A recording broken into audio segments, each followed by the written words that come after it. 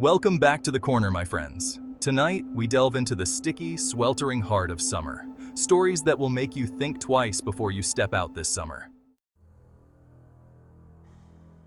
It started like any other summer adventure.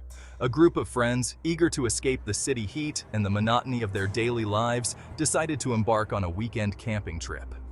They had heard about Crystal Lake Campground from a few old-timers in town, who spoke of its serene beauty and the tranquility it offered. Little did they know, this trip would be anything but peaceful. With their car packed to the brim with camping gear, snacks, and a sense of excitement, they set off. The drive was filled with laughter, music, and the anticipation of a weekend spent in nature. As they left the bustling city behind, the landscape changed from concrete to lush greenery. The air felt fresher, and the sky seemed a little clearer. They were ready for an adventure. However, as they turned onto the gravel road leading to the campground, a strange feeling settled over the group. The trees seemed to close in around them, and the once cheerful atmosphere in the car grew tense. The gravel crunched under the tires, and the forest grew denser with each passing mile. It was as if they were entering another world, one that was untouched by time. The air grew heavy, and an eerie silence enveloped the woods around them. The usual sounds of birds chirping and leaves rustling were absent. Instead, there was a stillness that felt unnatural, almost oppressive. The friends exchanged uneasy glances but brushed it off as pre-camping jitters. They were determined to enjoy their weekend. When they finally arrived at the campground, they were met with an unsettling sight. The place was abandoned, a relic of happier times. Old, weathered signs creaked in the wind, and the once vibrant campground now looked like a ghost town. Despite the unease that gnawed at them, they decided to stay. After all, they had come all this way. Ignoring the growing sense of dread, they chose a spot near the woods to set up camp. They pitched their tents, gathered firewood, and tried to shake off the feeling that they were being watched. The sun was setting, casting long shadows across the campsite, and they hoped that a warm campfire would lift their spirits. As night fell, the campfire's light barely pierced the darkness that surrounded them. The forest seemed to close in even more, and the once comforting crackle of the fire now felt like the only thing keeping the darkness at bay. They huddled close, sharing stories and trying to laugh off their fears. But as the night grew deeper, laughter turned to whispers. A chill wind swept through the campsite, causing the flames to flicker. It was then that they saw it, a silhouette at the edge of the campfire's light. It was just standing there, motionless, watching them. Startled, they looked around, but the figure had vanished as quickly as it had appeared. That night, sleep brought no comfort. Instead, it brought nightmares. Each of them dreamt of a gaunt figure with hollow eyes, standing at the edge of their tents, watching them. The figure's presence was suffocating, and they woke up in cold sweats, the image burned into their minds. The next day, they tried to shake off the unease that had settled over them. They went for a hike, hoping that the daylight would dispel the fears of the night. But the feeling only grew stronger. The forest, which should have been a place of beauty and peace, now felt like a maze of shadows and whispers. Sarah, one of the friends, felt it the most. She constantly felt watched, as if eyes were following her every move. She caught glimpses of shadows darting between the trees, but whenever she turned to look, there was nothing there. The feeling of being hunted gnawed at her, making it hard to breathe. As the sun began to set, casting an eerie glow over the forest, Sarah heard it. A voice calling her name. It was faint, almost a whisper, but unmistakable. She froze, her heart pounding in her chest. The voice echoed through the trees, growing louder and more insistent. She knew she wasn't imagining it. The whispers grew louder, filled with malice and anger. The friends gathered together, their fear palpable. They could hear the voices now, not just calling Sarah's name, but whispering threats and curses. The forest seemed alive with malevolent energy, and they knew they had to leave. Panicked, they decided to pack up and leave as quickly as possible. Their hands shook as they hurriedly stuffed their belongings into bags. The whispers had turned into screams, echoing through the trees and making it hard to think. They could feel the presence of something closing in on them. As they packed, the shadows in the woods seemed to come alive. Dark, indistinct figures emerged from the trees, moving towards them with an unnatural speed. The friends didn't wait to see what would happen next. They grabbed what they could and fled, their hearts pounding in their chests. They jumped into their car and sped away, the tires kicking up gravel as they raced down the road. The forest seemed to close in around them, the shadows chasing them even as they left the campground behind. They didn't stop driving until the first light of dawn broke the horizon, and the safety of the city was in sight. The memory of the haunted campground and the shadowy figures would forever haunt their dreams. They would never forget the feeling of being watched, the whispers in the dark, and the terror that had gripped them. Crystal Lake Campground was a place they would never return to, a place that would remain a dark chapter in their lives. The Patterson family arrived at their rented beach house, their faces lit with excitement and anticipation.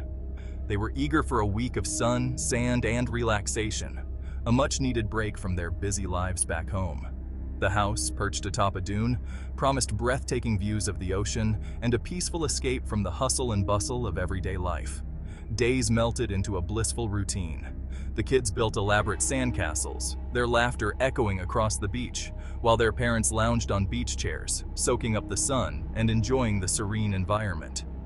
On the third day, Emily noticed a man watching them from the dunes. His presence was unsettling, but her brother dismissed it as nothing more than a curious passerby. Despite her brother's reassurances, Emily couldn't shake the feeling of unease. The man's intense gaze seemed to follow her every move.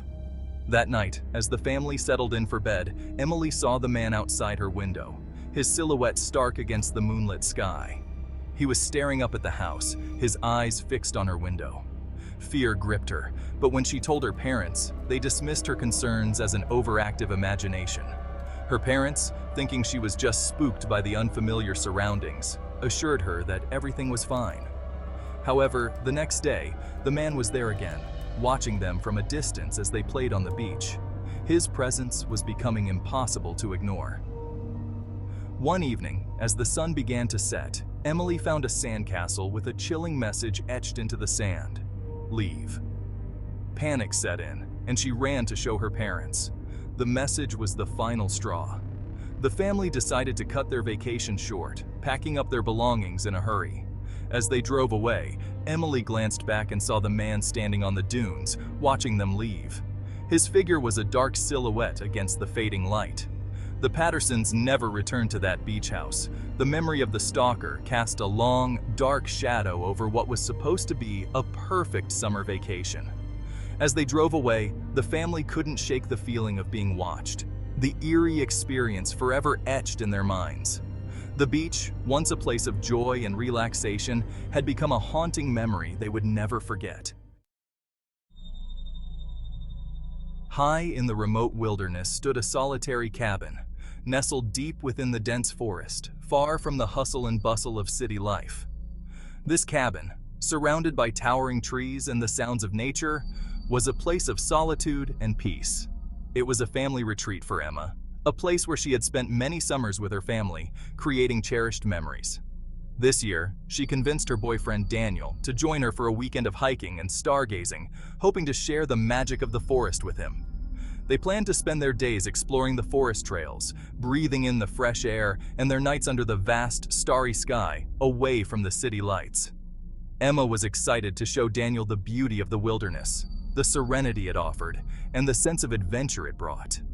The drive was long, the last stretch down a winding dirt road that seemed to go on forever.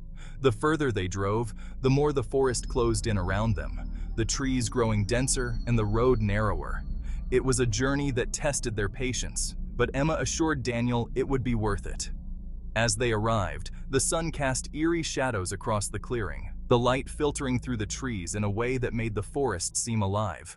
The cabin stood there, silent and waiting, as if it had been expecting them. The woods were silent, the cabin dark and musty, filled with the scent of aged wood and memories. It was a stark contrast to the vibrant life outside, a reminder of the passage of time and the stories the cabin held within its walls. That night, Emma woke to a scratching sound at the door. It was a faint, persistent noise that sent chills down her spine. She lay still, her heart pounding, trying to make sense of the sound in the darkness. Afraid to wake Daniel, she listened intently, straining to hear any other noises. The forest outside was silent, the only sound the scratching at the door. She felt a sense of unease, a feeling that something was not right.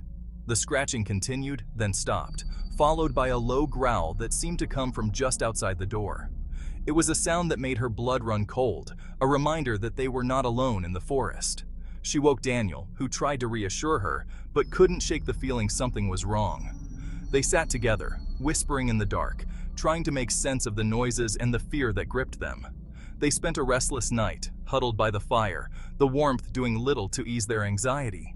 Every creak of the cabin, every rustle of the trees outside, seemed amplified in the silence of the night.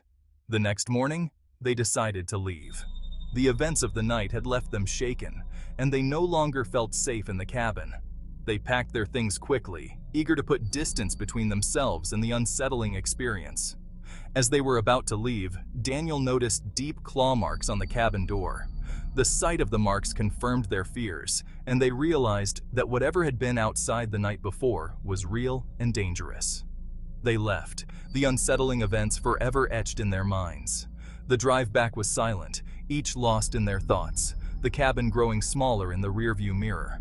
As they drove away, they felt something sinister watch them from the forest, a presence that lingered in the shadows, a reminder of the night they would never forget. The sun may be setting on these stories, but the chills they leave behind linger long after the last embers of the campfire have died. Thank you for watching. If you enjoyed these stories, don't forget to like, subscribe, and hit the bell icon for more terrifying tales. Stay safe and have a spooky summer.